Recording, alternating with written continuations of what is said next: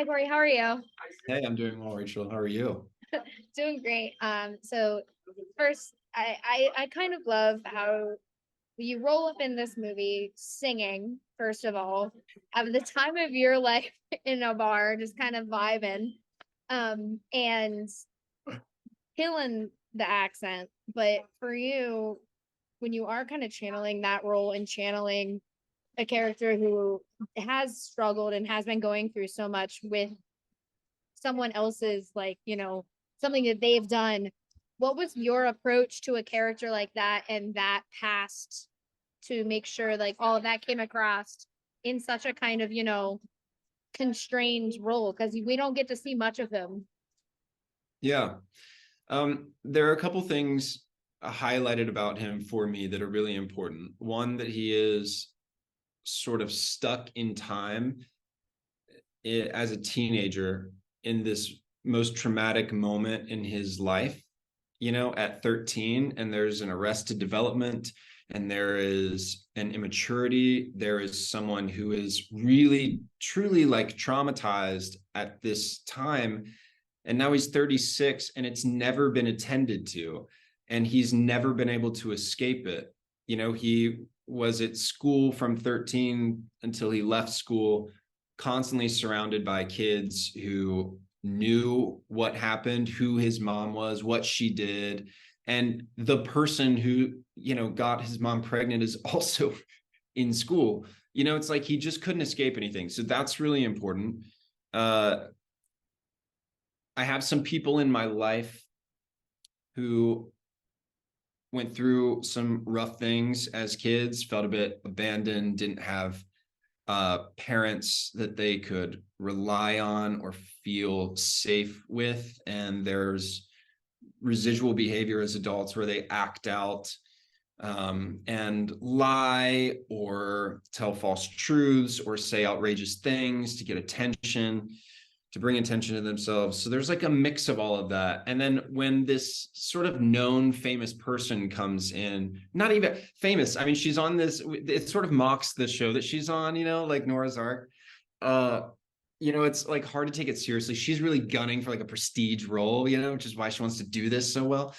And when this person who is known comes in, there's also the thing of like a smaller town person getting excited when there's like someone that's known, and that like brings out some weird, funky sort of performative behavior as well. And so it's like that tornado of someone who just like wants attention, needs attention, and then is also like performing and it's their domain. He's been on stage, he's a little like amped up anyway. So that like first scene is all about, capturing that person. Yeah, and did you get to talk to Charles at all about kind of, I know you guys don't really share that many scenes, but did you guys get to talk about how that relationship would have affected the two of you? Because I know it's alluded that you guys weren't really friends, even though Gracie kind of says, "Oh no, they were they knew each other." But like, Yeah. you guys ever have conversations about what that actually might have been, given like the truth versus what Gracie tells everybody? He and I had hung out and had a coffee at one point before I started shooting, and we just like talked about stuff generally, but no. And I think, but no, we didn't work on that together. I did that for myself beforehand, but that I think also different people, one of the things that's kind of helpful in this is people have different memories, remember things differently, rather. People remember things differently. When you have 20 plus years on something, also the reality versus what you remember is very different. Obviously, Gracie, the way that she remembers things and thinks of things has like massaged out all the knots, like this wasn't a big deal. And you have someone like Georgie who like can't process still like what actually happened. And you hear him like, talking about it. It was important to me that he like talks about it with a little bit of humor and wonder, like, still sort of like in a teenage way, like amazed that his dad like punched the thing and was bleeding, like he still isn't even able to be like sad about this stuff. You know, he still thinks about that as like a teenager, the embarrassment of giving this guy a hand job and then like being abandoned by that person as well. You know, this just like dipping into moments where he sort of flashes into this sad reality, and then I try to like pull him back out quickly. Yeah, it is two men almost with Georgie and Joe being stunted by one Mhm. woman's actions in their own ways. And it's fascinating to kind of see. And was there for you, like, did you ever approach looking at him in that way, or was it more just, you know, your own approach to him as an actor being like, I have to look at the script and how he is written, or did you kind of, you know, look at just him as a character and see how Gracie's actions kind of affect him? Yeah, 100%. It's how Gracie's actions affect him. The thing is, they're both stunted, but Joe has like ended up with this person who was an authority figure, arguably, who was an authority figure and also sort of maternal.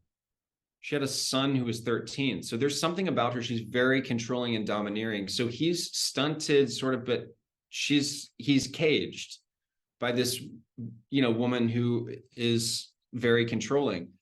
Georgie grew up with that mom. So he grew up with a really overbearing, controlling mother. And then suddenly she does something that brings so much trauma to him, and then she's gone. And so he has damage and absolutely no cage. And so this person is thrashing about and is reckless and making terrible decisions, you know, or making decisions about what he's doing with his body and his hair. And, you know, he's in a band playing in local bars, you know, like I'm sure a lot of that stuff would not have happened if Gracie was his mom through 18. Look at her other kids and how sort of pristine and, you know, fragile they are, and like really contained and sort of nervous to speak out to their parents. Georgie is the exact opposite of that. And that's in the script, but it's also, you know, understanding that that sort of environment, that someone, a teenager who just has an overbearing mother and then suddenly no one, and a dad who's inconsolable and messed up. He just had absolutely nothing. He had no direction anymore. And those people lose track. Yeah, and for a last question, Georgie, I assume, had the time of his life at that graduation dinner because, like, for somebody who, you know, is like chaotic and like was so happy that, you know, he's looking at a woman who's almost like trying to ruin his mother's life, like seeing the two of them at this dinner and then everyone rolls up, he's just kind of like, woo. But for you as an actor, what was the fun of getting to play that with the two families and like that confrontation scene that comes to life in like such a weird but beautiful way on screen? I mean, it's just the most awkward thing. And I just think that, you know, Georgie, I wanted him to feel like, just like feel the awkwardness of this and sort of like, I do not want this to be happening, but also sort of like, this is awesome, you know, like this is fucking like walking into that scene, I always kind of wanted him to look like, you don't know whether he's stifling a laugh or actually just like in immense dread. Uh you know, because it's the most awkward. I love it so much. Thank you so much for talking with me. I really like Georgie became one of my favorite characters in that whole movie because I was just like, I, he's great. He rolls up and kills it. So I thanks, love it. Thank you, Rachel. Thank you. I appreciate it. yeah, thanks. Have a great one.